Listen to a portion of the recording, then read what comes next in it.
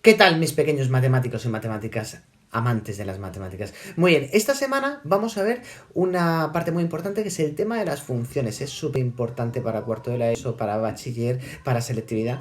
Muy bien, entonces vamos a juntar esos dos temas y lo vamos a ver, vamos a coger todo el contenido, la parte importante para prepararos para cuarto. Muy bien, nosotros nos vamos a centrar en dos temas del libro de tercero de la ESO. De los libros de tercero de la ESO son el tema 11, funciones, y el tema 12, funciones lineales y cuadráticas. Muy bien, nosotros vamos a separar esta explicación, lo haremos en 2 semanas. En la primera parte veremos cuáles son las partes para representar una función, ya sea lineal, ya sea cuadrática, ya sea de cualquier tipo. Pero solamente veremos cada una de las partes. Luego, la semana siguiente, lo que haremos será representar funciones lineales y funciones cuadráticas. Muy bien, vamos a comenzar con la primera parte, donde vamos a ver puntos de cortes, continuidad, máximos, mínimos, ya que el año pasado solamente vimos la representación directamente dando puntos, haciendo una tabla y representándolo a grosso modo. Esta vez vamos a ver más cosas, vamos a ver continuidad, máximos, mínimos, vamos a ver dominio, recorrido. Bueno, vamos a ir avanzando poco a poco y a ver si os queda claro. Bueno, comencemos con las funciones. Como dice el libro, las funciones son correspondencia entre dos conjuntos, tal que a cada elemento del conjunto inicial le corresponde un único valor del conjunto final. Está la variable independiente y la variable dependiente. ¿Qué quiere decir esto? Pues esto quiere decir que cuando nosotros tenemos si nosotros lo representáramos, ¿vale? Si nosotros lo representáramos en un eje de coordenadas, una función, por ejemplo, una función puede ser esto.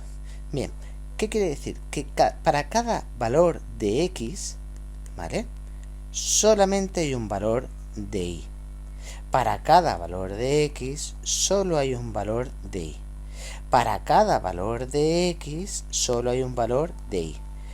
Pero, ¿por qué? Porque x es la variable que nosotros metemos, es la variable independiente, y la y, ¿vale? Que es esta de aquí, la variable y es una variable dependiente. Es decir, para cada valor de x hay un valor de y. Pero para un valor de y, si nosotros nos venimos aquí y decimos, a ver, para este valor de y tengo una x, pero también tengo una segunda x, ¿vale? Entonces, una función se cumple cuando para cada valor, nos tenemos que quedar con eso, para cada valor de x, de la variable independiente, hay un valor de y. Entonces, vamos a empezar por los puntos de corte. ¿Por qué? Porque a la hora de hacer una representación gráfica, cuando yo voy a representar mi función sobre los ejes de coordenadas, yo puedo equivocarme más o menos a la hora de hacer mi eje, mi rejilla, ¿vale? Y colocar los puntos que unen, que me forman mi función.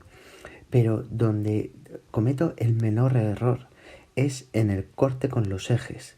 ¿Por qué? Porque mis dos ejes perpendiculares y mi corte con los ejes es bastante preciso, ¿vale? Entonces por ahí pasa sí o sí. Y luego también en estudios más avanzados vemos que el corte con los ejes nos ofrecen datos muy importantes dentro de mi función cuando se hace cero, ¿vale? Entonces tendremos que buscar siempre el corte con el eje X y el corte con el eje Y. Si nos vamos al libro, nos dice los puntos de corte con el eje X tienen la coordenada Y igual a 0. Claro, cualquier punto del eje X, cualquiera, yo cojo cualquier punto, sus coordenadas van a ser, por ejemplo, este 5,0. Me da mi coordenada X y la Y nunca va hacia arriba, por lo tanto su coordenada Y siempre es 0. Los puntos de corte con el eje Y tienen la coordenada X igual a 0. Efectivamente, es que cualquier punto del eje Y, cualquiera, por ejemplo este de aquí, su coordenada X es 0 y su coordenada Y es 8. Cualquier punto del eje Y su coordenada x va a ser siempre 0. Entonces luego veremos cómo hacer esto, pero nosotros para hallar los puntos de corte siempre tendremos que hacer punto de corte con el eje x, diré y es igual a 0, y lo que hago es coger mi función, por ejemplo una función tipo y es igual a 2x más 1, hago y 0, 0 es igual a 2x más 1 y despejo la x. X es igual a menos 1 medio, y así obtendría mi punto. El punto de corte con el eje x sería el menos 1 medio 0. ¿Por qué son estas dos las coordenadas? Primero la x la acabo de hallar y siempre hemos dicho que la y va a ser 0. Eso sería el punto de corte con el eje x. Si yo tuviera que hacer el punto de corte con el eje y en el ejemplo anterior, como he dicho, el punto de corte con el eje x siempre va a ser igual a 0. Por lo tanto, sustituyendo la función, digo y es igual a 2 por 0 más 1, por lo tanto y es igual a 1. Así que el punto de corte con el eje y es el punto 0,1. Más adelante ahondaremos en los puntos de corte, ya que es una de las partes más importantes. Ahora vamos a ver qué es el dominio y qué es el recorrido de una función. Entonces, para poder hacer esto es uno de los pasos que se da en la parte del estudio, porque primero tenemos que representar la función para poder determinar cuál es el dominio y cuál es el recorrido. Luego ya en cuarto de la ESO veremos cómo se puede hacer esto sin necesidad de representarlo, pero la forma mejor es representarlo. Entonces, el dominio, dice el conjunto de todos los valores que puede tomar la variable independiente, se llama dominio de una función. Muy bien, el dominio de una función, el dominio, ¿vale? Son los valores que puede tomar la x. Muy bien, en este ejemplo que tengo yo, ¿qué valores sé que puede tomar? Pues la x puede tomar desde x igual a 0 hasta x igual a 5. El dominio de esta función es de x, pertenece a los valores desde x igual a 0 hasta x igual a 5, y lo represento con unos intervalos. Y el recorrido son los valores que puede tomar la y, ¿vale? Los valores de la y, que en este ejemplo, ¿qué valores puede tomar la y? O sea, yo me muevo en el eje de las x y aquí no hay ningún valor que esté en la función. Entonces, la y ¿desde dónde va? Desde y igual a 0 hasta y igual a 160. ¿Vale? Desde 0 hasta 160. Porque no va más para arriba. ¿Vale? Bien. En cambio, en una función, si yo, por ejemplo, tengo una función, porque esta es una función acotada, si yo tengo una función, por ejemplo, así, ¿vale? Yo diría que el dominio, si yo tengo esta función así, el dominio va desde x igual a menos infinito, porque la función viene desde aquí, hasta x igual a infinito, porque continúa. En cambio, el recorrido, diríamos, va desde x, como no sé esto luego qué es lo que hace, pues yo tomo el valor más bajo, desde x igual a lo que sea, a menos 8, hasta y igual a 5. Porque yo no sé si este lado de aquí va a subir, pero va a pasar este, yo me fijo solamente en el lado que conozco. Cuando hablamos de la continuidad de una función, decimos que una función es continua. Para que lo entendáis, en el libro dice una función es continua, un intervalo su gráfica no tiene saltos, una función discontinua se presenta saltos.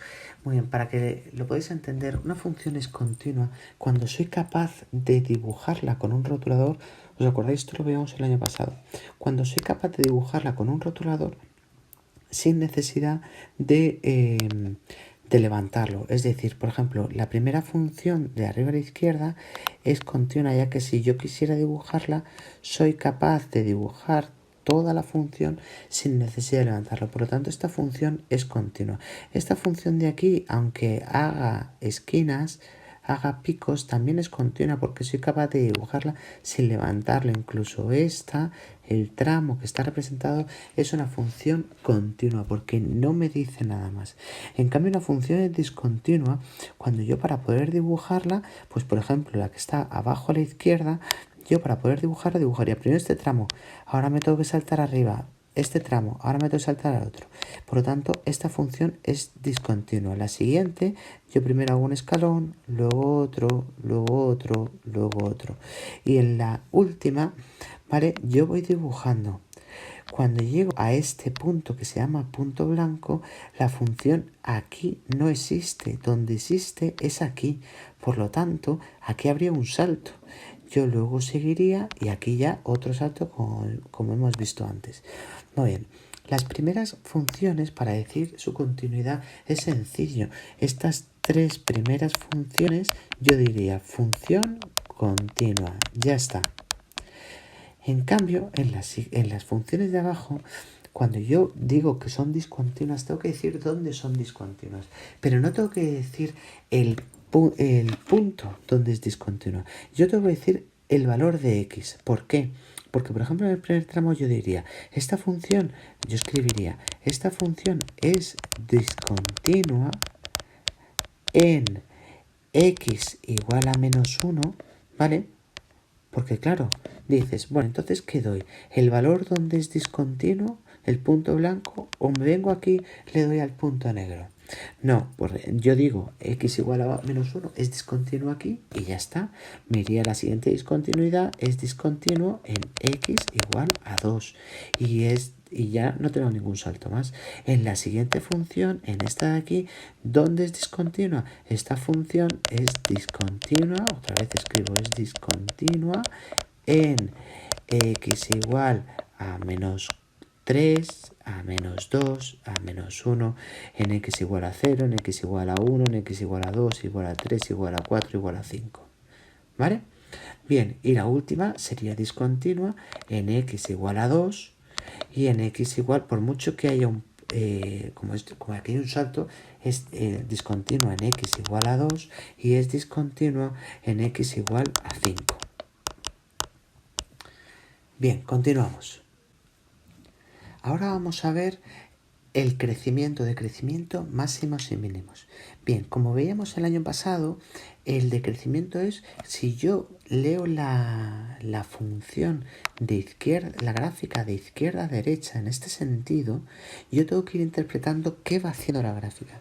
Y siempre con valores de x, no doy valores. Entonces, si yo tuviera que explicar el crecimiento y decrecimiento en esta gráfica, yo diría que primero la gráfica desde x igual, todo esto hay que escribirlo, decrece porque va bajando en la primera parte, decrece desde x igual a 0 hasta x igual a 10, porque aquí ya empieza a crecer.